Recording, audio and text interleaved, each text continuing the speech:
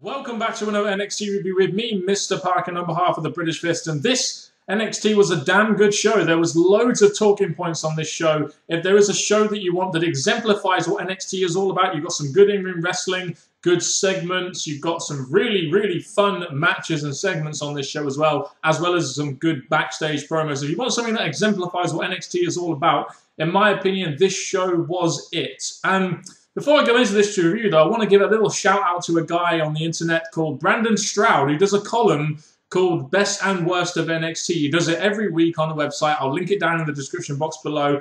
I read it every week. I love this guy's insights into NXT, and some of them are quite similar to my insights, actually. I'll link it in the description box below so you guys can check it out, as well as this week's show, which I recommend you watch, as it was very good. Without further ado, let's go on to the first talking point of this NXT show. So we open up this week's edition of NXT with probably one of the most fun matches / segment I have seen in quite some time, probably since the Emma Summer Rae dance-off, which happened a month or so back. This was damn fun. We had Fandango and Summer Rae versus Emma and a partner of her choosing, which ended up being Santino Cobra! I mean, this was just a damn fun segment. I mean, you've got Emma, who's a load of fun. Santino's character, when put in the right situation, is a load of fun. You've got Fandango and Summer Rae, the kind of heels that when, you know, a character like Emma or Santino gets one over on them, you just end up laughing and everything like that, which is exactly what those kind of heels are for. I'll be honest with you.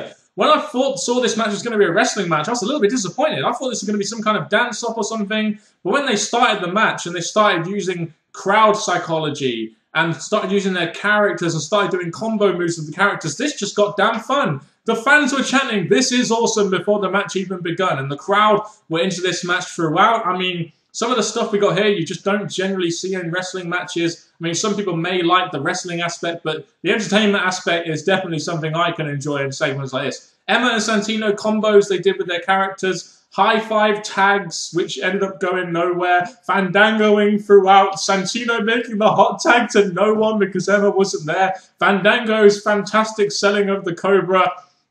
So much fun stuff in this match. Go watch this match. It was one of the most funnest, most entertaining and comedic matches that I could actually take seriously, which doesn't usually happen in wrestling, and I have seen in quite some time. What an amazing opening segment to this week's edition of NXT. Oh, and by the way, Santino and Emma won after Santino hit Fandango with the Cobra. So Cassius Ohno made his return to the ring this week. A-Rai was bringing out all the gym references this week on commentary as well. He went against Luke Harper this week, who, funnily enough, didn't come out with Bray Wyatt and Eric Rowan. He came out pretty much on his own. So I was actually really surprised when Luke Harper won this 100% clean. I thought without the Wyatt family shenanigans, it would be a perfect way to bring back Cassius Ohno with a win. But you know, Luke Harper won very clean on his own. And whether or not that's something to do with the fact that WWE is still punishing Cassius Ohno, or whether, you know, I do wonder with the Wyatt family not doing too much on Raw and SmackDown right now, maybe they'll bring down a Luke Harper or an Eric Rowan to maybe work some kind of program with Cassius Ohno as a way to sort of bring him back to NXT TV. I don't know. It's just the match was quite short. It was a decent match for the time it got. I was just very surprised that Luke Harper won, considering he's not really a consistent character on NXT right now. Whether or not this will lead somewhere, who really knows? But main thing is, Cassius Ohno is back, and I'm really loving that. Also, does anyone else notice the fans swaying to Bray Wyatt's music? That's the kind of shit that really entertains me. So we had another really entertaining Enzo Amore and Colin Cassidy backstage segment. Oh, these two guys just bounce off each other so well when they're given a backstage promo. Okay, so they were talking about eating too many tacos and breaking Alexander Russo's mother's heart, and oh my god, there was some gold stuff in this backstage segment. It was about a minute long, the dynamic between these two is fucking fantastic. Basically, the message they're putting out is, they gon' bounce back, and more than likely, face Rusev and Dawson next week or some point down the line. SAWT soft! Okay, so it looks like we're going to be getting a debuting character next week in Mojo Rawley, and all we know about this guy is, he don't get hyped, he stays hyped. What a concept for a character that is. A guy that wants to try and remain superhuman. Kind of gonna be the John Cena of NXT, don't you think there, brother? So after winning that gauntlet match last week, which in my opinion really wasn't too much of a gauntlet, there was only 4 teams in the damn gauntlet. The Ascension got their shot against Corey Graves and Adrian Neville You know, again, I didn't see the point in them winning that match because, to be honest, they were kind of already #1 contenders. They've been interacting before, so there was no real need for that gauntlet match last week, in my opinion, other than maybe forwarding on the storyline between Enzo Amore, Colin Cassidy, and Rusev and Scott Dawson. But anyway, let's get to this match. I was quite surprised this match wasn't the main event. Generally, when they do title defenses, NXT title defenses, generally they're the main event. But I guess this week you had the Bo Dallas Invitational and Sami Zayn was going to be there. So that, if anything was going to main event over this, it was going to be Bo Dallas versus Sami Zayn, which is the biggest feud in NXT right now, in my opinion. But anyway, did anyone else hear the guy in the crowd that said, "This is boring"? You gotta love these NXT crowds and the way they react to people like Bo Dallas and Corey Graves, and I don't know who the fuck they were talking about, but there we go. Basically, there was someone in the crowd that thought this was boring. And, you know, this match, when Adrian Neville was in the ring, it was okay. When everyone else was in the fucking ring, it was kind of boring. And it was kind of boring. But to be honest with you, it's quite exemplary to how Corey Graves and Adrian Neville's tag team run has been. It has been quite boring. Hasn't really been that memorable at all. And I don't think the tag team really ever worked. And to be honest with you, I'm glad to see it end and go to the Ascension.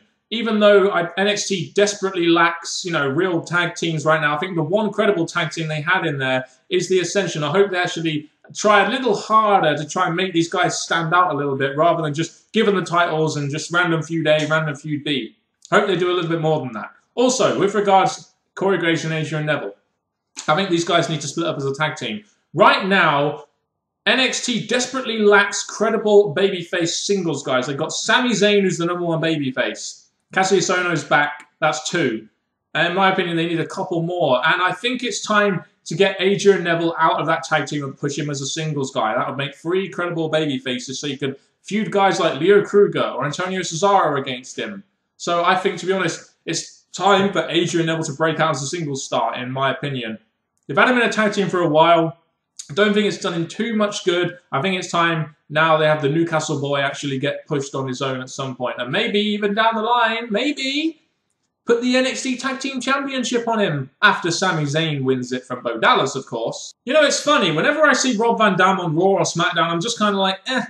But when I saw the video package of him being in NXT, I was actually a little bit pumped. I mean, I'm not really into Rob Van Dam too much, but the fact that he's you know, a named star from ECW, you know, TNA, and now WWE back in the day is actually going to be on NXT. I just wonder who they're going to put him up against and who he might be in the ring against. Just what they're going to do with him. As those kind of things keep going. I think it's maybe because I'm a little more biased towards NXT, but I'm actually slightly interested to see what they're going to do with RVD next week. And don't you find it funny also that the clips they showed in the thing, you know, hyping up his debut to Money in the Bank and this one, they showed clips from like 1999 and 2002. No clips from like 2009 onwards when he was with TNA and was a fat pudgy guy. You know what made NXT a really good show in my opinion? You know, you had a great opener, you had a great backstage promo with Enzo Amore, you had all sorts of different stuff going on, tag team title change, all sorts, but the Bo Dallas Invitational. Okay, #1, Bo Dallas on the mic is gold right now. You know, the crowd are just reacting to him in such a way where whatever he's saying, even though it sounds crap what he's saying, it just comes out as gold. And when the Invitational starts, you have Random Jobber A coming out, and as soon as he comes out, the crowd chant, "Let's go this guy," even though they have no idea who he is. That made me LOL big time. You could literally put anyone, you could put Adolf Hitler against, you could put Kim Jong-il, you could put Saddam Hussein, you know, you could put Osama bin Laden, any fucker like that against Bo Dallas, and they would still probably get cheered over him. Don't you think? I'm just saying. You know, you have, and then so this Jobber A gets jobbed out pretty quickly, even though we got a 2 count, much to the crowd's fantastic applause there. Bo Dallas gets the quick one over Jobber number A, or letter A, sorry, that was a bit of a botch. Much like Bo Dallas's mic skills. Cesaro and Kruger then come out, and we have some like random sequence between them two where they end up both going out the ring, and I guess that means they're out.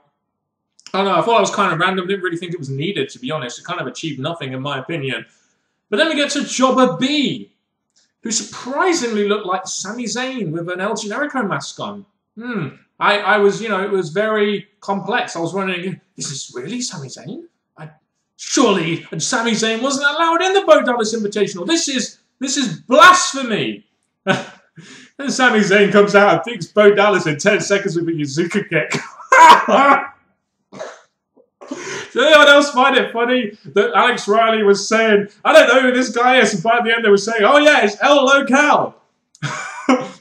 And then, after Sami Zayn beats Bo Dallas in 10 seconds, we're supposed to be surprised when he takes the mask off to reveal Sami Zayn.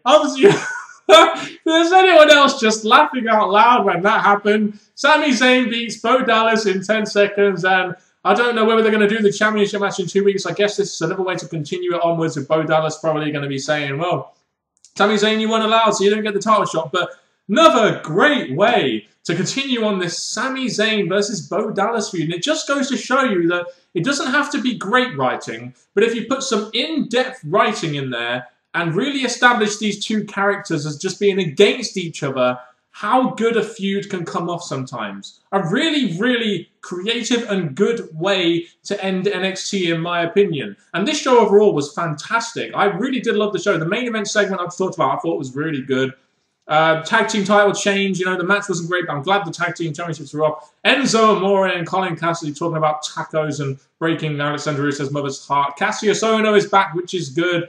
And the opening match with Fandango, Samurai Emma, and Santino. This NXT just had everything this week. Leave me your comments down in the comment section below. I've never had so much fun watching the show, which is quite strange because I was feeling a little bit down today. But now I've watched NXT, I'm actually feeling really hyped and just really happy. And I love it when wrestling does that sometimes. Most of the time it doesn't, but there are sometimes you get these shows that just make you happy and make you buzz again, even though the buzz will probably get killed later on when I watch SmackDown. But NXT right now is looking pretty good. One of the best NXT shows in quite some time. Like I said, go to Brandon Stroud's page called Best and Worst of NXT. Read it every week. You should read it every week. It is really damn good. You'll probably find I take some of the stuff he says out of there and put it in these reviews as well, because we both share the same opinion on some things. Anyway, this is going on way too long now. Unless you guys like watching me for 10 plus minutes, which maybe you do, maybe you ladies do as well, I don't know. But anyway, time for me to go and play FIFA, GTA Online, what the fuck else ever. Let's comment down below. Thank you very much for watching this review. Goodbye.